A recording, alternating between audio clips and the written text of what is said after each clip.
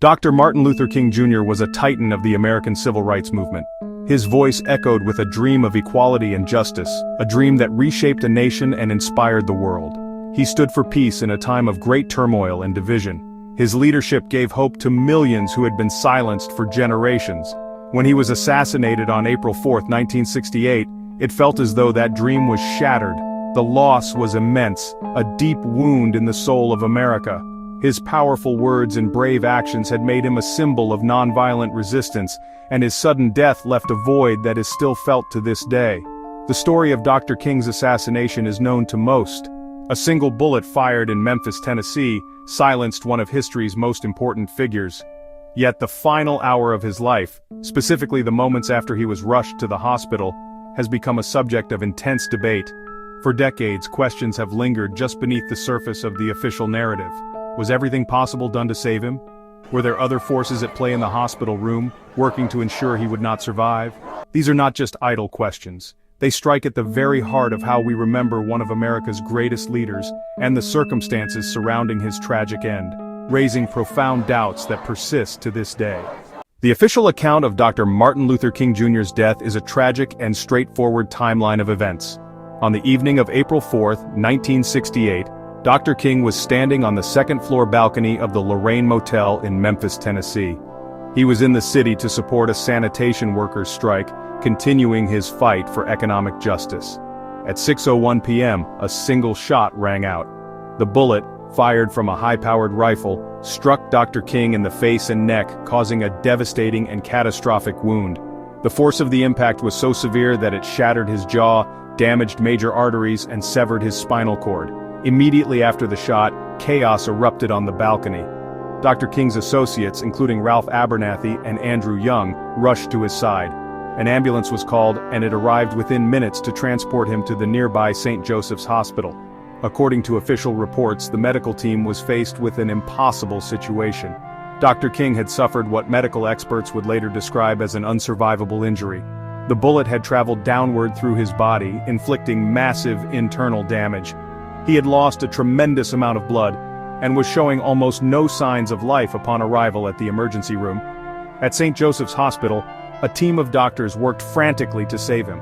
They performed an emergency tracheotomy to try and establish an airway, administered cardiac massage, and gave him blood transfusions in a desperate effort to keep him alive.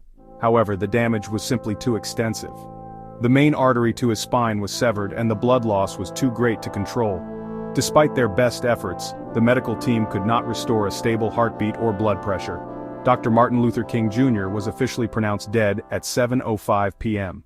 A dramatically different and disturbing version of events has been presented by Dr. William F. Pepper, an attorney and longtime investigator who represented the King family and spent decades investigating the assassination in his book, An Act of State, The Execution of Martin Luther King. Pepper argues the official story hides a government conspiracy. According to his investigation, Dr. King did not die from the single bullet attributed to James Earl Ray. Pepper claims Ray was not the shooter. He alleges Dr. King was still alive when he arrived at St. Joseph's Hospital and that individuals inside the hospital deliberately caused his death. Pepper's narrative: the gunshot wound was serious, but not immediately fatal. He gathered testimony. Witnesses said King was alive and trying to speak as he was placed in the ambulance. One key witness, ambulance driver Houston Carter, allegedly said a police officer placed a pillow over Dr. King's face in the ambulance, attempting to suffocate him. Pepper contends King arrived at the ER still clinging to life. At that point, he argues, a second phase of the plot ensured King would not survive the night. The core claim centers on suspicious events inside the hospital. He alleges Chief of Surgery Dr. Breen Bland ordered ER doctors to stop efforts to save King. Surgical nurse Betty Spates testified Dr. Bland entered and said, "Stop working on that nigger and let him die." Another witness, Dr. Frederick Stone, testified he was told by senior staff to leave the trauma room, an unusual command. Pepper argues these actions were coordinated to prevent life-saving treatment. Pepper presents evidence suggesting King was ultimately killed by suffocation inside the hospital. He cites medical opinions and witness accounts that the official autopsy was incomplete and overlooked signs of asphyxiation. The theory names government elements, the FBI, the CIA, and Memphis police. In 1999, more than 30 years after Dr. King's death, The lingering questions and disturbing claims finally had their day in court. The King family, led by Coretta Scott King Dexter King, filed a wrongful death lawsuit in Memphis. Case title: King Family versus Lloyd Jowers and other unknown co-conspirators. Lloyd Jowers was a former Memphis restaurant owner. In 1993, he publicly claimed he was part of a conspiracy to kill Dr. King. He said he received $100,000 to arrange the assassination, that it was carried out by a Memphis police officer, not James Earl Ray. The King family did not sue for money. Their stated goal was to get the truth on the public record. The trial lasted 4 weeks and was largely ignored by the mainstream media. William Pepper represented the King family, and he presented a vast amount of evidence he had gathered over the years. More than 70 witnesses testified, former government agents, associates of Dr. King, individuals who claimed to have knowledge of the plot. Testimony described a complex web involving the Mafia, the Memphis Police Department, U.S. government agencies, to reach a unanimous and pretty stunning verdict. The jury found Lloyd Jowers and other unknown government agencies were part of a conspiracy to assassinate Dr. Martin Luther King Jr. The King family's journey from accepting the official narrative to championing the conspiracy theory is a crucial part of this story. In the immediate aftermath, the family, like the rest of the world, believed James Earl Ray had acted alone.